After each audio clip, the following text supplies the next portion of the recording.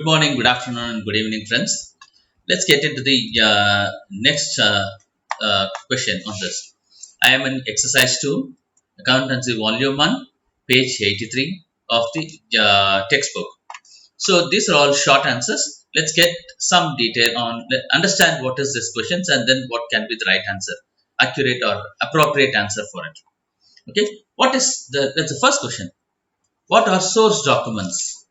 Source documents are the documents that are used for preparing a journal entry. Let's take a sales invoice, purchase invoice.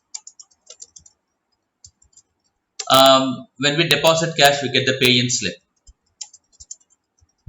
Or when we make payment using debit card or credit card, we get the charge slip along with invoice. And what else? Payslip. When we make payment to employees, the payslip of an employee is an source document. So anything that helps to journalize a transaction is called a source document. Right? Second question. What is an accounting equation? We have seen that in the previous class also. Accounting equation represents the total of assets is equal to liabilities plus capital. Liabilities plus capital. And uh, we should not forget the basic principles of accounting when we do the accounting equations. There should be a debit and an equal and corresponding credit for every transaction that should be there. When there is a debit, there should be a credit that should be there. Right? Next, get into the third one. Uh, I'm just giving a brief answer to this, but from your understanding, you have to elaborate into 2 or 3 sentences because it is a short answer that has to be given for this. Write any transaction which decreases the assets and decreases the liabilities. A transaction which decreases the asset and decreases the liability.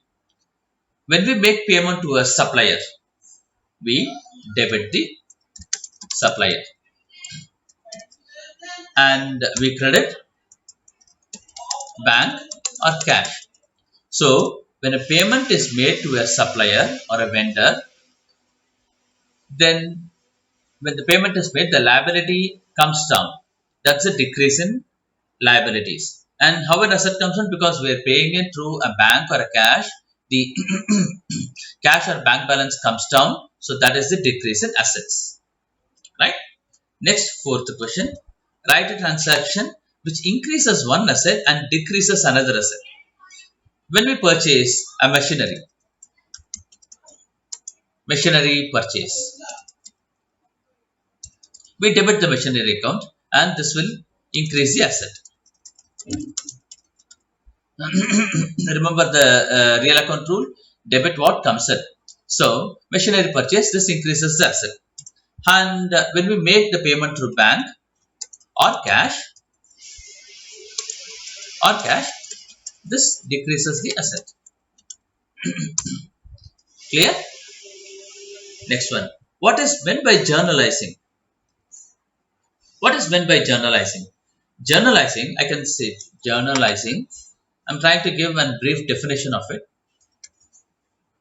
Journalizing is an art of recording transactions in the books of accounts with proper supporting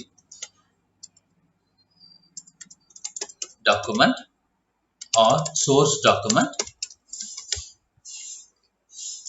and also follows the accounting concepts or accounting equation.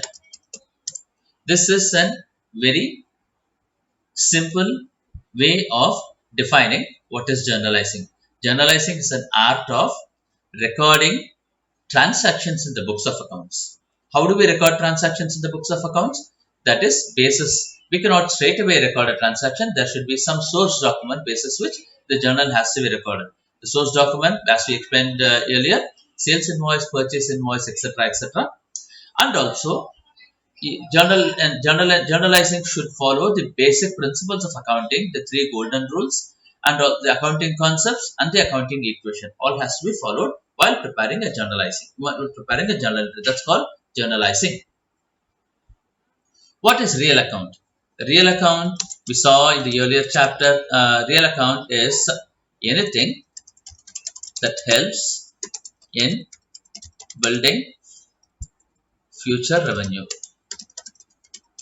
In generating future income or revenue.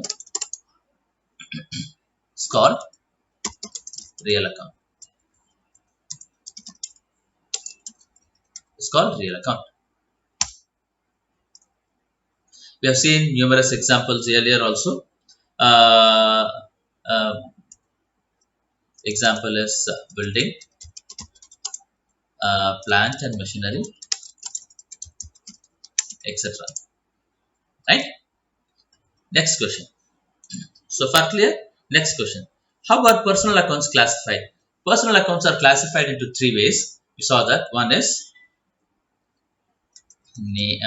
natural person, artificial person, or representative person. Representative personal account. A natural person is someone like you and me. Artificial person can be companies or firms or partnership firms, etc., etc. And representative personal account is basically what we saw as prepaid rent, outstanding salaries, etc., where it has to be paid for a group of people. That's called representative personal account. Clear? Yeah. Next question. State the accounting rule for nominal account. Accounting rule for nominal account is debit all expenses and losses,